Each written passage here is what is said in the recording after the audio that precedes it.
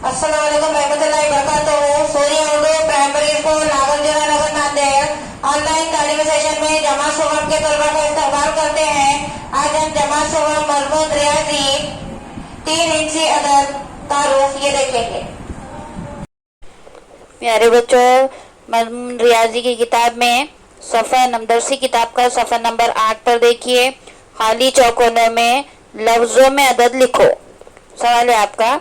अब यहाँ पर आपको कुछ तस्वीरें दिखाई दे रही हैं, यानी कि वखरिया है और उसके बाद का खाना इकाई, दाही, सैकड़ा, उसके बाद है अदद, तो हिंसों में भी है और लफ्जों में भी है। अब आपको जो भी खाली चौकोन नजर आ रहे हैं उसके अंदर आपको लिखना है।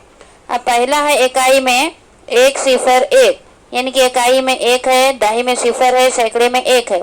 इसका मतलब है कि सैकड़े में 1, इसका जो बॉक्स आपको दिखाई दे रहा है वो एक बॉक्स 1 सैकड़े का है, यानी कि उसके अंदर 100 खरियां है और एक अकेली खरिया है, तो वो दाही में कुछ भी नहीं है। इस वास्ते यहाँ पर दाही में हम 0 लिखेंगे। तो ये हो गया इकाई में 1, दाही में 0, सैकड़े में 1। अब हिंसों में इसको 101 पढ़ते हैं और इसको लफ्जों में 101 लिखते हैं। तो लफ्जों में इस तरह से लिखते हैं इसको अलिफ ये काफ 1, सीन व 100, फिर अलिफ ये काफ 1, यानी कि 101।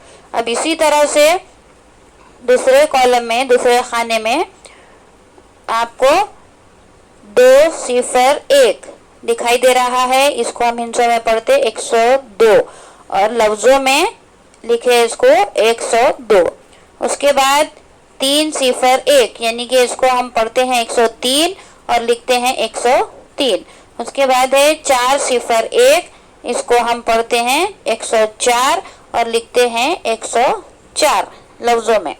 उसके बाद है 5 0 1, इसको हम हिंसों में पढ़ेंगे 105 और इसको लफ्जों में लिखेंगे 105। उसके बाद है 6 0 1, इसको हम पढ़ेंगे 106 और इसको लफ्जों में लिखेंगे 106। उसके बाद है 7 0 1, 107 और लफ्जों में 107। उसके बाद है 8 0 1, हिंसों में 108, लफ्जों में 108। उसके बाद है 9 0 1, 109 और लफ्जों में 109। उसके बाद है 0 1 1, यानी कि हिंसों में है 110 और लफ्जों में 110। प्यारे बच्चों, दरसी किताब का सफ़ा नंबर 8 पर आपको जहाँ पर भी खाली चौकोन दिखाई दे, इसमें से देखकर आप वो लफ्जों में हो तो लफ्जों में लिखो और इसको बार बार इसको अच्छी तरह से समझो।